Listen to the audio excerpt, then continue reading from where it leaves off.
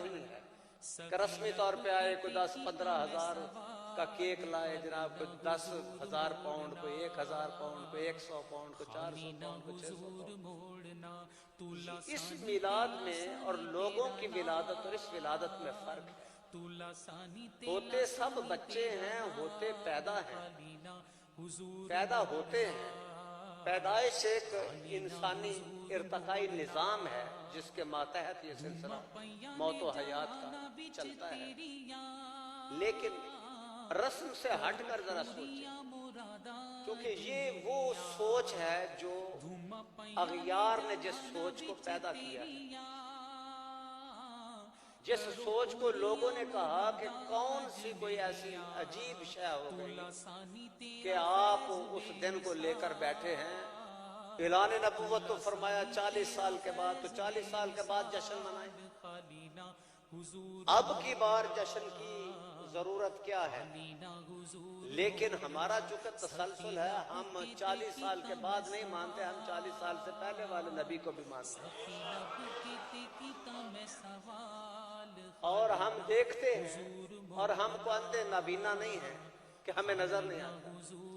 ہمیں نظر آتا ہے 40 سال کے عمر شریفہ کو پہنچنے کے بعد جس نبی نے اپنی نبوت کا اعلان فرمایا اور دعوت تبلیغ شروع فرمائی، اور اس نبی کے ان 23 سالوں میں جو حیات مقدسہ کے خد و خال ہیں اور سیرت مطہرہ ہے، جس سیرت کو رات بھی میں ایک جگہ سے گزرا لاہور سے، تو وہاں ساجد میر صاحب منا رہے تھے سیرت رحمت اللہ العالمین کانفرنس، اس سے خطاب فرما رہے تھے، باہر وہ گزر رہا تھا تو LCD پہ ان کی شکل نظر آئی اور وہ خطاب ہو رہا تھا میلاد شریف کی رات، کل رات یہ جو ابھی گزری ہے۔ تو گزشتہ رات علماء وہابیہ کے وہ ساجد میر صاحب خطاب فرما رہے تھے سیرت کو۔ یہ سیرت صرف جو ہے وہ 23 سال والی نہیں ہے، ہم یہ دیکھتے ہیں کہ اس سیرت کے خد و خال، 23 سالہ حیات کے خد و خال، جس سیرت پر، جس اس کے بنیاد پر یہ ساری بلڈنگ استوار ہے 23 سال کی، وہ 40 سال کا جو سلسلہ ہے سیرت کا، کردار کا، اخلاق کا، عادات کا، اطوار کا، حسن معاشرت کا، وہ 23 سالوں سے مختلف ہے۔ اگر تو مختلف ہے تو پھر نہ مانیں، اگر مختلف نہیں ہے تو پھر ماننا پڑے گا۔ نبی پیدا ہوتے ہی نبی ہوتے ہیں۔ یہ الگ بات ہے کہ وہ دعوت کب سے شروع کرتے ہیں، وہ تو اللہ تعالیٰ کے اذن اور حکم کے پابند ہیں، آلریڈی وہ سلیکٹڈ ہیں۔ یہاں سلیکٹڈ جچتا ہے، selected by the Almighty, not elected by the people of Pakistan, people of universe۔ وہ کسی بھی ملک کے elected نہیں ہیں، وہ selected ہیں by the Almighty himself۔ وہ جو اس کی ذات خود تعین کرتی ہے کس نے کیا بننا ہے، کس نے کیا بنایا ہے۔ اور ہمارے نبی صلی اللہ علیہ وآلہ وسلم کی ان حدیث سے میں صرف اشارتاً عرض کر دوں چونکہ سنی تو ہیں آپ نے، حضور نے فرمایا، کریم آقا علیہ السلام نے، آدم ابھی مٹی اور پانی کے درمیان تھے تو میں تو اس وقت میں نبی تھا۔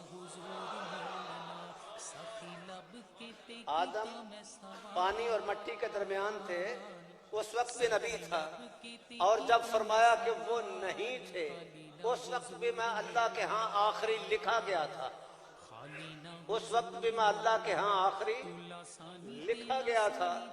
یہ نہیں کہ حضور صرف نبی ہیں بلکہ آخری بھی لکھا گیا۔ اور اس کے بعد ہم رات بھی عرض کر رہے تھے کہ یہاں لوگوں کا جمع ہونا، انسانوں کا جمع ہونا لوگوں کو تکلیف دیتا ہے کہ یہ لوگ جمع کیوں ہیں میلاد کی بات کرنے کے لیے، نبی کی بات کرنے کے لیے۔